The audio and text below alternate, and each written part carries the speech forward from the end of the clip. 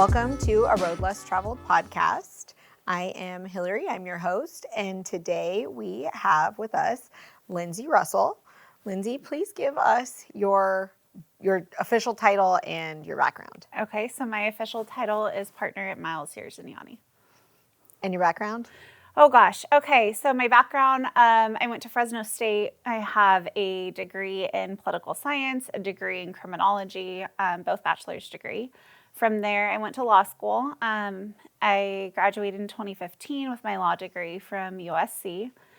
And since then, I've worked at Miles, Sears, and Yanni, which we're a small plaintiffs firm in town. We focus on personal injury. Amazing. And you're very, very involved in the community? I am. That's how we met. So we met in Pink. So I'm now an alumni member of Pink. I'm on the board of directors for Resiliency Center. What else? I'm a professor at Fresno City College. I teach legal writing to paralegals. Nice. Yeah. I might have to come take that class just to, You're more than welcome. Fix my writing a little bit. Tonight's a pizza party. You're missing out. Yes. Amazing. And you serve some of the legal organizations in town? I do. So I'm the past president of the Fresno County Young Lawyers Organization. I did that or at least was a member of the board for about 5 years. I'm now on the Fresno County Bar Association on the board of directors. I'm on the planning committee for the Civil Advocacy Institute, which helped teach young lawyers really how to handle a case from the very beginning, from client intake all the way through. We cover appeals. What else? I feel like I'm missing something. You've done some mock trial? Oh, I've definitely done mock trial. Also, incoming president of the Central Valley Trial Lawyers Association. I've coached mock trial at the high school and college level. That is amazing. Yeah. So this is actually kind of leads me into directly into what we're going to talk about, which is you are very heavily involved, which leads you to mentorship opportunities, I presume. It does. Are you seeing more women coming into legal field or at least exploring the legal field? I would say so.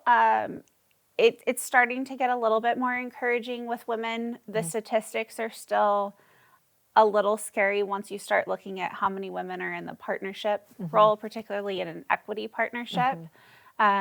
In law, it's a little weird. We have equity and non-equity, where the non-equity it's kind of just in name only. But the equity partnership levels they're improving, but it's not an accurate representation of women in the legal field. But at least at the law school level and, pre-law in college or in mock trial, we are starting to see an increase where it is, I think women are now bypassing the amount of men in law school by a tiny bit. That's amazing. It is. Is it helpful for them to see and interact with you just to kind of get to know, like, hey, there's a bad bitch and she can do this and I can do this too? I think so. I think it was helpful for me. So I have 3 male partners at my firm, and like one of them said, I can tell you how to do a trial and I can give you advice, but I can never tell you what it's like to be a woman in a courtroom. And that's amazing to have somebody acknowledge that. Oh, they're amazing. I feel like oftentimes that goes without any acknowledgement. So that's really good on that. Good on you. Oh, yeah. I had an issue where an older male attorney, literally argued where my head partner practiced.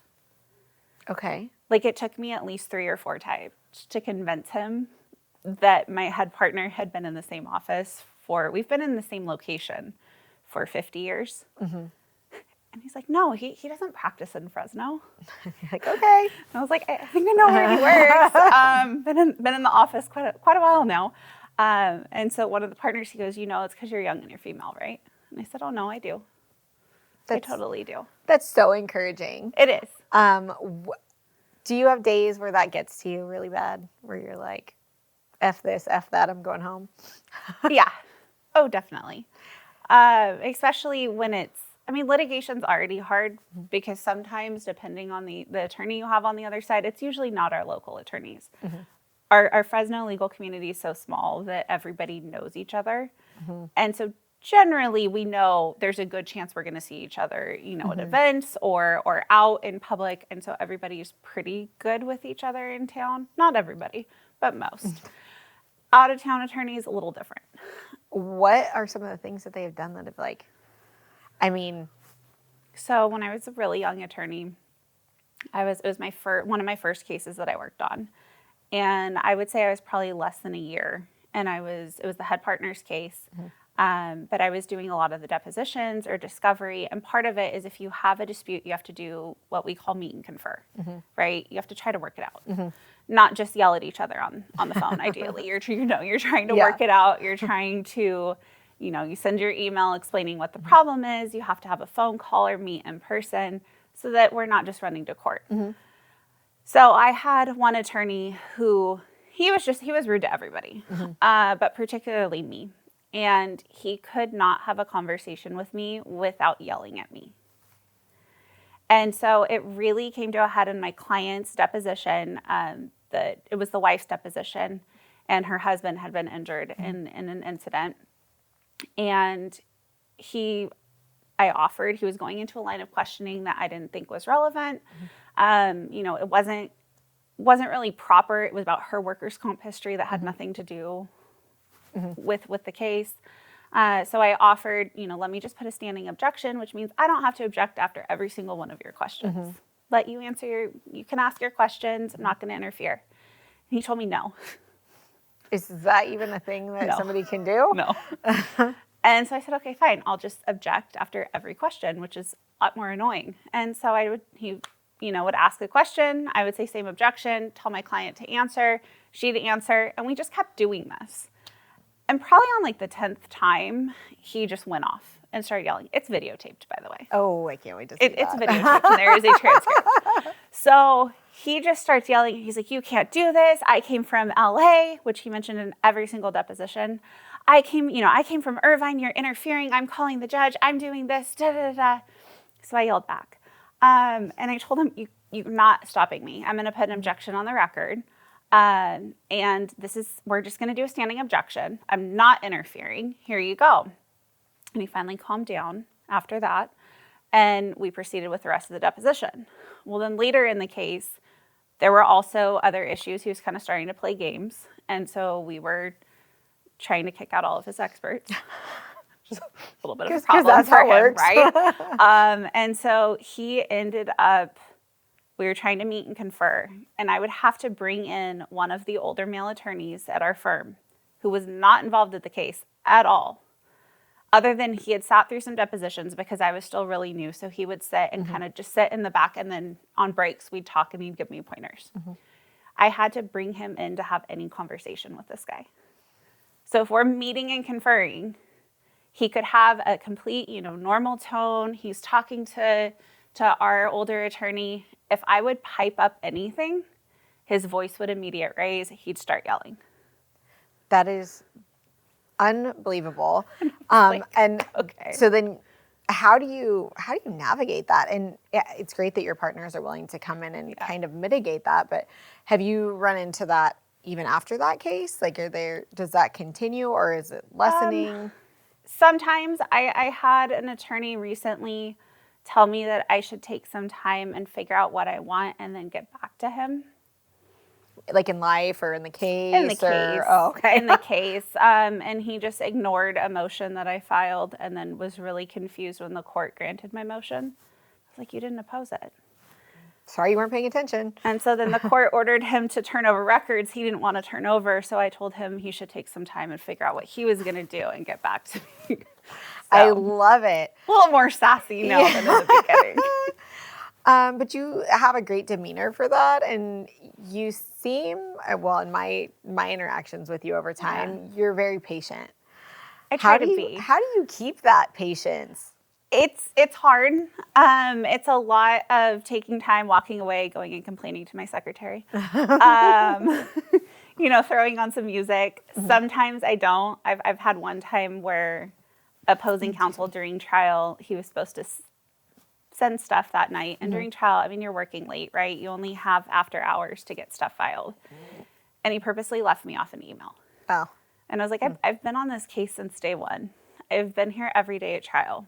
You know our head partner doesn't have a computer. He's certainly not checking his email at 11 o'clock at night. And so I had checked it all night, kind of had a draft. And in the morning, we discovered he had purposely left me off. He put the other attorney's secretary on the email, but left me off. And so that I called him out to the judge, but I was literally shaking. I was so pissed. That was my next question. Does the court, the judge, or even is there recourse within the system to address things like that? There can be. In Fresno County, we have quite a few female judges, and we were in front of a female judge. And helpful. Yes. And so she said, it's no problem that you don't have the full briefing done, because we got it at 7:30 in the morning and we had to be there at 8:30.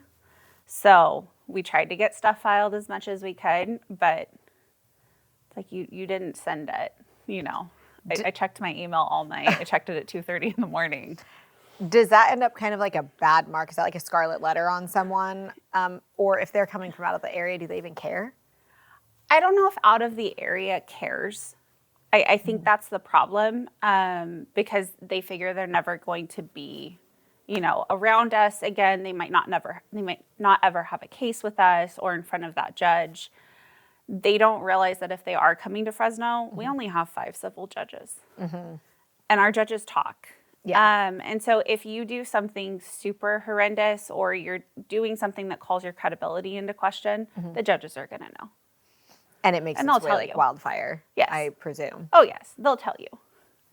They're going to talk. They know what goes on.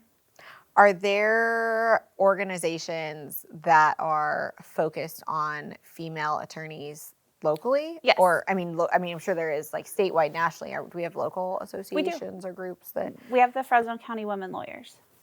Are you involved in that? A little bit. I'm a member, but I haven't been on their board or anything like that. But they do, they are a local organization. And then the same, we have them.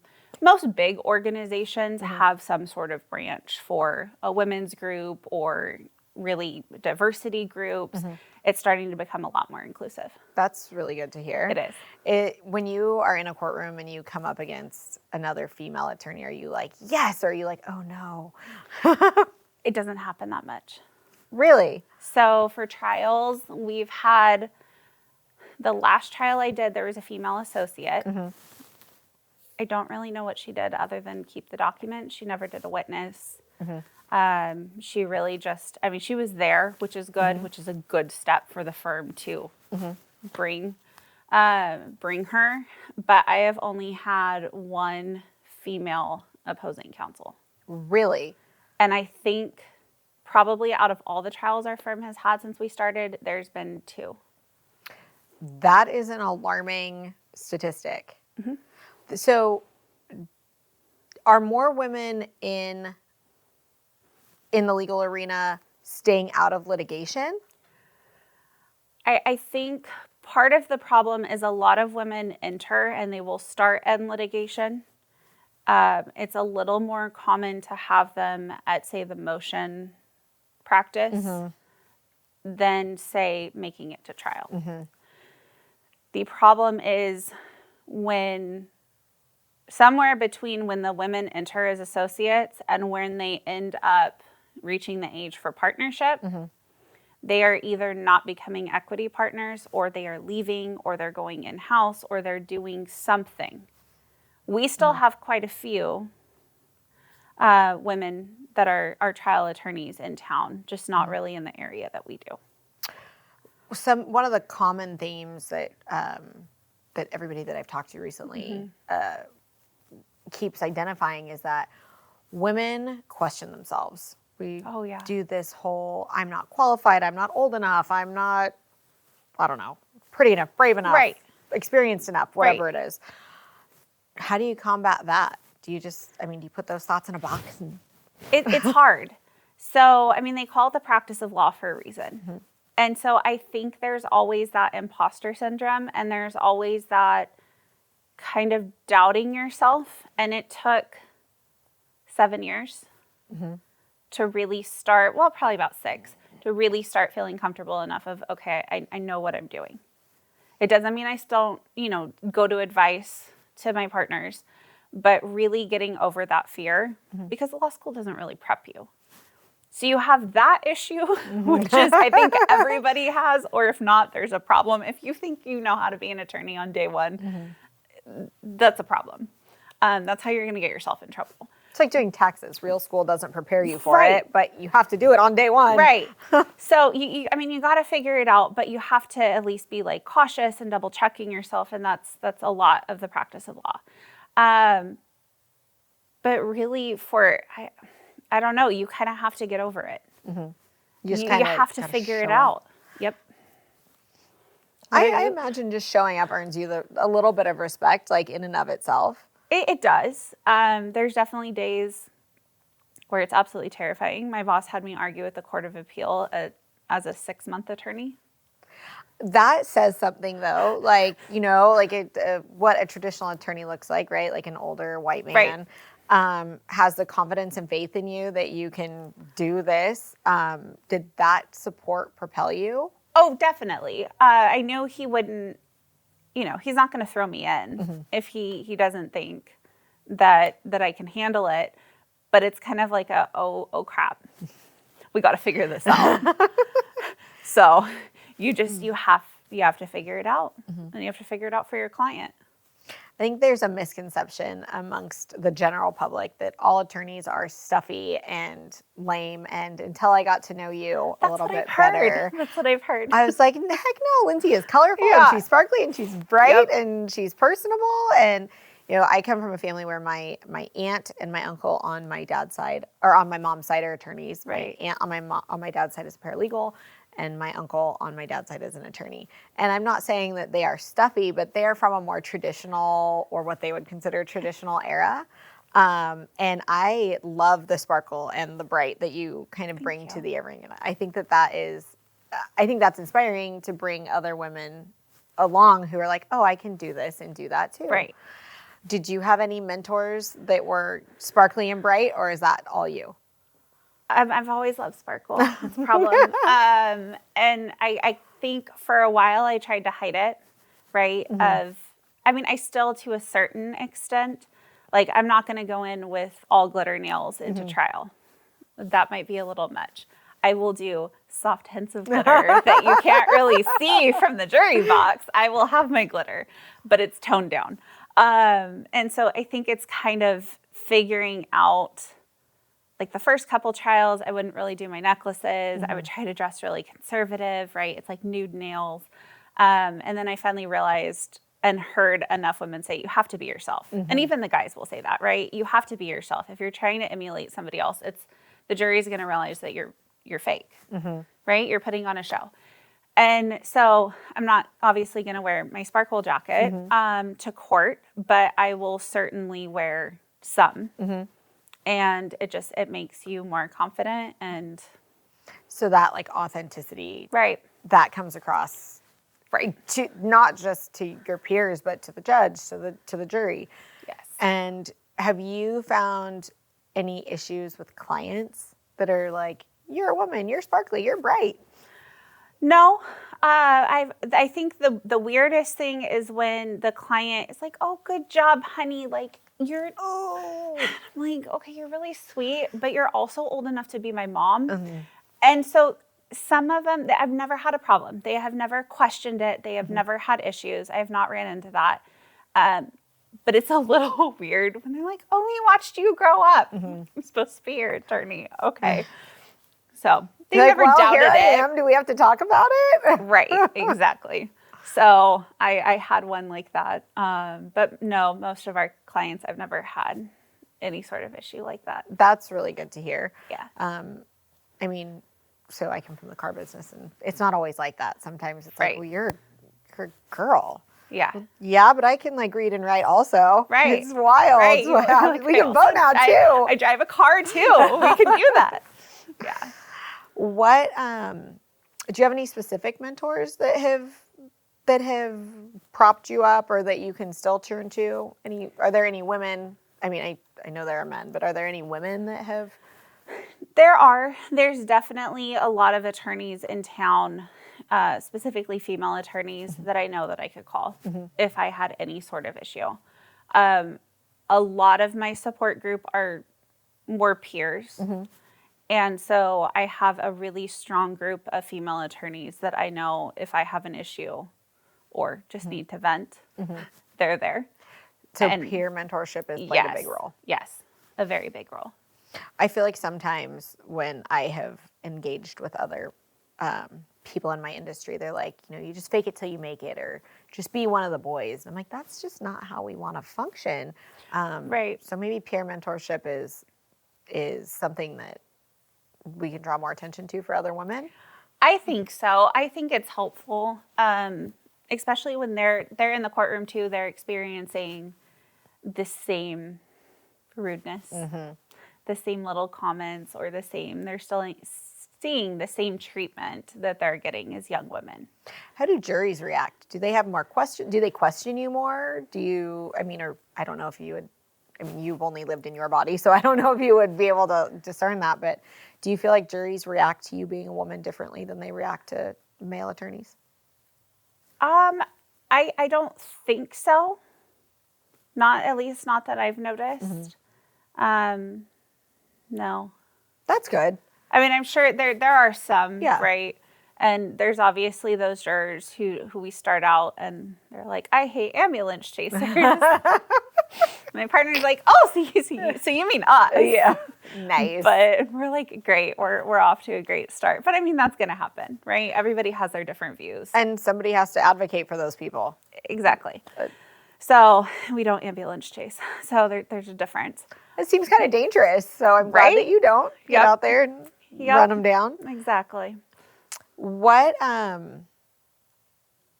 do you think what would attract women to your industry? What would get them on that road a little bit less traveled? I think it's hard. I think there are going to have to be changes because I think a lot of the struggle is once women have their families, that's where the struggle starts. Because law firms can be so demanding. And it's something I struggle with. Of if we had kids, we don't have kids, but if we did, what happens when I'm in trial? And I'm working, I'm leaving for work a couple hours earlier than normal. On day to day, we could figure it out. But, during those periods of time, there's days I'm not home until midnight. Or I'm coming home at 9:00 at night and then immediately just changing into pajamas and then starting to work for another 3 or 4 hours. Who takes care of the kids? Or if that's happening frequently enough or the travel involved, that I think is the struggle. And I think law firms are starting to be a lot better at providing flexibility. Some have childcare. The bigger firms will have a childcare option. They are giving more flexibility to understand that everybody has families. And so I think that's how we continue this world. Right? I think that's helping. And I think probably seeing more women in these positions. You have a podcast of your own. I do. And I think that draws a lot of good light to female attorneys, how you can interpret things and, drawing other women in. And have you had success with other women attorneys being like, yes, this is good, this is helpful for me, just to hear your voice and just to hear your perspective? We have. So there's definitely, it's a little weird. Like at the pink party last year, somebody recognized me at the check-in table and they're like, I listen to your podcast. I'm like, this is weird that you recognize me, but okay. You're like, I'm glad yes, you but do. no. Right? It's weird. And so it's really not just for the legal community. We're hoping, my co-host and I are hoping that we kind of spread more awareness. And it's not just a typical true crime podcast. We cover civil. Yesterday, we just recorded an episode on law school and just tips, for law students. We did a whole, probably I think something we're most proud of is we did an entire month for Women's History Month, and we had special guests. And we had amazing guests that, we thought it was a long shot, right? Asking a federal judge to come onto our podcast that just started. And we're like, we don't really have that many followers yet, but we would really love if you would come on. And but there's that imposter syndrome, right? but you did it anyway. It is, because it's scary. And they were totally willing. she came on, and it was an amazing episode. That's incredible. And so we had her, we had other attorneys in town really sharing. And so we're really hoping to bring on attorneys to share what they do day to day. And so people can see, what is it like? People do not get it. No. I don't get it until like we became friends, and I was like, what are you still doing at the office? Like, Yeah. I already fell asleep once. Right. Or people, it's, you assume, and even my co-host Lauren, she's like, I assumed until I worked in a law office that you'd always be in court. Most of the days I'm sitting there reading and writing. That's most of what I do. How do you stay focused and read? It's a lot. It's a struggle sometimes. Particularly if you're getting cases from like the early 1900s, then it's like you have to read it and take a break and go back and read it. And because the language is different, right? Yes, the English very. has changed. Very. Yeah. So sometimes that's a struggle. What advice would you give to little Lyndsie, young Lyndsie? Oh, that's a good one. I mean, there's a lot of different versions of young Lyndsie, but like young Lyndsie getting onto her career path. Oh, that's a hard one. Probably learn how to pace yourself. So I've kind of always been a little bit of an overachiever and agreeing to everything. And it took me a very long time to learn how to build in break periods. And that taking care of myself first is the only way that I'm going to be able to function and get everything done. Do you schedule them onto your calendar where you're like, this is me time, or this is me and my partner's time? Like this is... I don't physically like write it in the calendar, but my typical practice is every weekend. No plans or very limited plans on the weekends. That is my rest time. That is the, catch up on laundry, catch up on all my TV shows, kind of recharge before the next week. Perfect. Yeah. And you've got some fur babies that I do. They need your love and attention. They need so much cuddles and attention, and, we have to, otherwise they create problems. And we need the cuddles. Exactly. I love it. Yeah. Well, I really appreciate your time, Of thank you course. for sharing. And I know this is just round one, so Well, thank you we'll for get having me. deeper into more other stuff next time. Okay. Thank Sounds you. like plans.